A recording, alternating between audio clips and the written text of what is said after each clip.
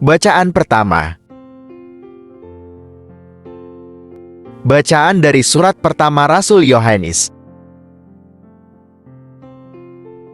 Siapakah yang mengalahkan dunia, selain daripada dia yang percaya bahwa Yesus adalah Anak Allah? Inilah dia yang telah datang dengan air dan darah, yaitu Yesus Kristus. Bukan saja dengan air, tetapi dengan air dan dengan darah. Dan Roh-lah yang memberi kesaksian, karena Roh adalah kebenaran.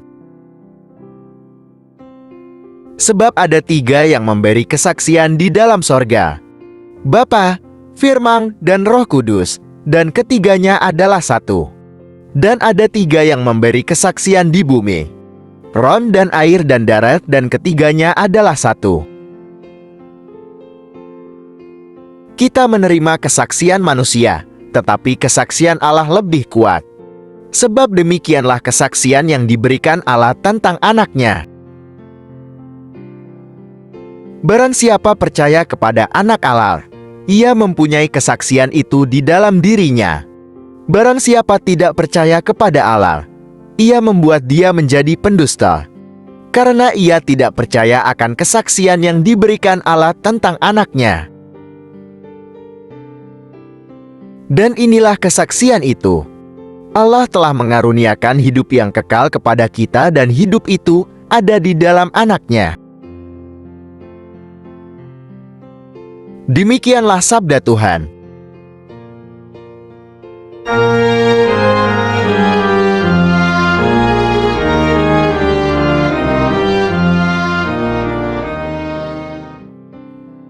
Tuhan bersamamu dan bersama rohmu. Inilah Injil suci menurut Markus. Tatkala banyak orang datang minta dibaptis, Yohanes memberitakannya, "Sesudah aku akan datang, ia yang lebih berkuasa daripadaku. Membungkuk dan membuka tali kasutnya pun aku tidak layak." Pada saat ia keluar dari air, ia melihat langit terkoyak, dan Roh seperti burung merpati turun ke atasnya. Lalu terdengarlah suara dari sorga, "Engkaulah Anakku yang kukasihi, kepadamulah aku berkenan." Demikianlah sabda Tuhan. Terpujilah Kristus. Aku membaptis kamu dengan air, tetapi ia akan membaptis kamu dengan Roh Kudus. Bapak, Ibu, dan saudara-saudari terkasih dalam Kristus Yesus, baptis berasal dari bahasa Yunani, yaitu baptizo, artinya mencelupkan sesuatu ke dalam suatu cairan, dan mengeluarkan kembali sesuatu yang dicelupkan. Dalam Injil Markus pasal 1 ayat 9, Yesus sengaja datang dari Galilea ke Yordan menemui Yohanes Pembaptis minta dibaptis. Mengapa baptisan sangat penting bagi Yesus? Injil Markus tidak menuliskan alasannya, tetapi ada di Injil Matius pasal 3 ayat 14-15. Yesus dibaptis untuk mendeklarasikan kepada dunia bahwa Yesus adalah Anak Allah. Jika kita cermati, ketaatan Yesus kepada Bapa Surgawi sangat jelas.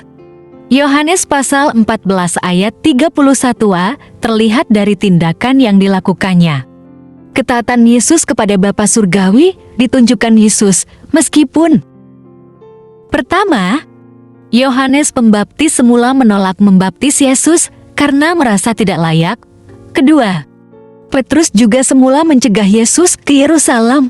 Ketiga, kemanusiaan Yesus juga berusaha menghalangi dirinya mentaati Bapa di saat menjelang penyaliban. Apa yang bisa kita renungkan dari pemberitaan Injil hari ini? Hal pertama, percayalah dan serahkanlah diri kita sepenuhnya di dalam baptisan Allah. Baptisan Allah berarti Allah Tritunggal Bapa, Yesus, Roh Kudus. Membaptis setiap orang yang menerima Yesus sebagai Tuhan dan Juru Selamat. Bapak, Ibu, dan saudara-saudari terkasih, baptisan Yohanes berarti pembaptisan orang bertobat dari dosa dan bertekad tidak mengulanginya lagi. Kita umat Kristiani tidak perlu ragu-ragu atas baptisan yang kita terima. Apakah diperciki air ataukah dimasukkan ke dalam air?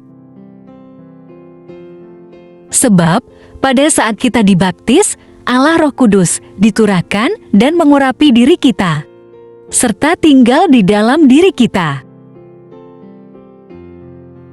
Hal kedua, melalui pembaptisan, anugerah Allah menjadikan kita menjadi anak Allah. Semua orang yang menerimanya diberinya kuasa supaya menjadi anak-anak Allah, yaitu mereka yang percaya dalam namanya. Semula kita manusia hamba dosa, yang mau menerima Yesus dan dibaptis dalam nama Allah Tritunggal. Maka, status kita sekarang adalah anak Allah. Artinya kita juga ahli waris dari Bapa kita, yakni Bapa Surgawi. Bapak, Ibu, mari kita baca sejenak Roma pasal 8 ayat 17. Jika kita adalah anak, maka kita juga adalah ahli waris.